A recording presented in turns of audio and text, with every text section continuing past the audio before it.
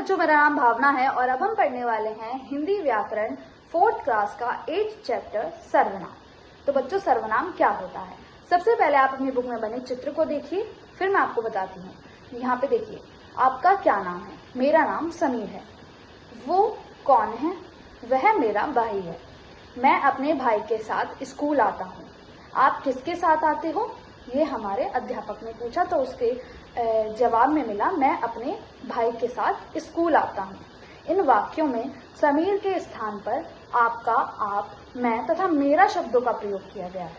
इसी प्रकार समीर के भाई के स्थान वह, कौन तथा किसके शब्दों का प्रयोग किया गया है, ऐसे शब्दों को हम सर्वनाम कहते हैं। वे शब्द जिनका प्रयोग यानी कि नाम संज्ञा शब्द के स्थान पर किया जाता है, उसी को हम सर्वनाम कहते हैं। सर्वनाम के 6 भेद होते हैं: पुरुषवाचक सर्वनाम, निश्चयवाचक सर्वनाम, अनिश्चयवाचक सर्वनाम, संबंधनवाचक सर्वनाम, प्रश्नवाचक सर्वनाम और निजवाचक सर्वनाम। पुरुषवाचक सर्वनाम मैं आपको बताती हूँ, ये 3 प्रकार का होता है: उत्तम पुरुषवाचक सर्वनाम, मध्यम पुरुषवाचक सर्वनाम और अन्य पुरुषवाचक सर्वनाम।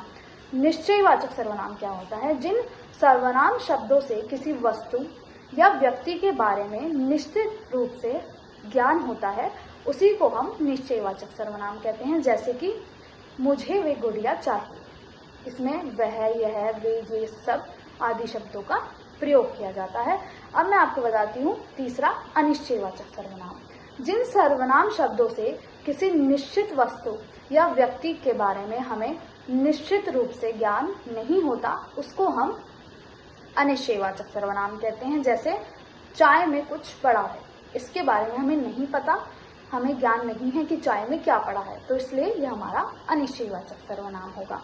अब मैं आपको 4th बताती हूँ, संबंधवाचक सर्वनाम। जिन सर्वनाम शब्दों से किसी दूसरे सर्वनाम के साथ संबंध प्रकट होता है, उन्हीं को हम संबंधवाचक सर्वनाम कहते हैं। जैसे जैसा, वैसा, जैसी, वैसी।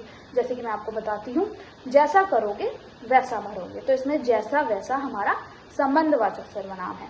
प्रश्नवाचक सर्वनाम।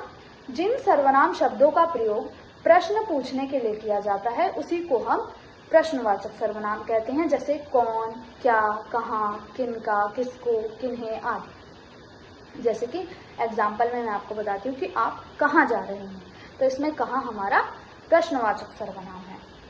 निजवाचक सर्वनाम। जिन शब्द का प्रयोग किसी व्यक्ति द्वारा स्वयं के लिए किया जाता है, उसको हम निजवाचक सर्वनाम कहते हैं। जैसे अपने, आप, अपना, अपनी, स्वयं, खुद आदि। जैसे कि आप अपना काम स्वयं करना चाहिए, हमें अपना काम स्वयं करना चाहिए, तो इसमें जो हमारा अपना वर्ड है वो हमारा निजवाचक सर्वनाम है। मैं आपको और कुछ सर्वनाम के रूप में दिखाती हूँ। जैसे कि वह एक वचन होगा और बहुवचन होगा इसका वे।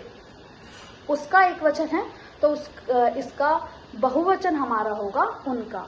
यह एक वचन और ये हमारा बहुवचन। मैं, हम, तुम, आप, मुझ में, मुझसे, आप में, आप पर, उन पर, उस पर, ये सभी हमारे वो हैं, सर्वनाम के शब्द हैं। ये सर्वनाम के रूप कह लो यानी शब्द कह लो। तो बच्चों, ये था हमारा हिंदी व्याकरण 4th क्लास का 8th चैप्टर सर्वनाम। Thank you.